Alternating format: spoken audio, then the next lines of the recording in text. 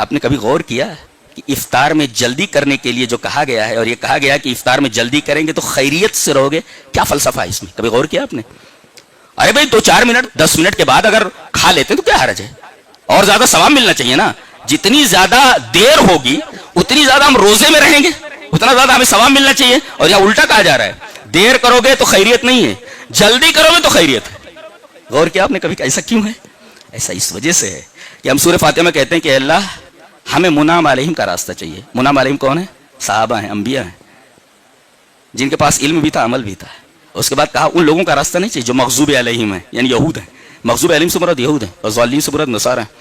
تو ضالین جو ہیں یہ نصارہ ہیں اور مغضوب علیہم یہود ہیں. یہودی کیا کرتے تھے معلوم ہے؟ وہ بھی روزہ رکھتے تھے، اور وہ لوگ غروب آفتاب کے بعد بھی افطار نہیں کرتے تھے، یہاں تک کہ تارے نظر آنے لگتے تھے اور اس کے بعد وہ افطار کرتے تھے. دیکھو کیا بتانے کے لیے کہ کیا 12 گھنٹے ہمیں بھوکا رہنے کے لیے اللہ نے کہا ہے. ارے ہمارے اندر تو وہ اسٹیمنا ہے کہ اگر ہم کو 24 گھنٹے بھی اگر ہم کو حکم دے دیا جاتا بھوکے رہنے کا تو ہم بھوکے رہ لیتے. یہ دیکھو یہ عبادت ہے. اللہ نے فرمایا اصل میں عبادت وہ ہے کہ میں کہوں بیٹھ جا تو بیٹھ جا، میں کہوں کھڑا ہو جا تو کھڑا ہو جائے. اس کو کہتے ہیں اطاعت، اور اسی کا نام ہے رسول کی اتباع. یعنی جب کہا جائے بیٹھ جا تو اب انتظار نہیں کرنا بیٹھنے کا. ایک صحابی ہیں، نبی کریم صلی اللہ علیہ وسلم خطبہ دے رہے ہیں اور دوران خطبہ آپ نے ایسے ہی کہا بیٹھ جاؤ.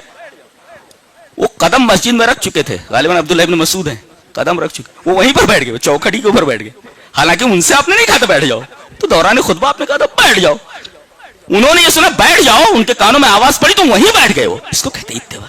تو اللہ نے فرمایا غروب آفتاب تک روزہ ہے، تو جیسے آفتاب غروب ہو ویسے ہی افطار کر لیا کرو. ہمیں اسٹیمنا مت بتاؤ، اسٹیمنا مت بتاؤ. ایک قوم اسی اسٹیمنا بتانے میں گمراہ ہوئی ہے. اللہ اکبر. یہ فلسفہ آپ کی سمجھ میں آیا؟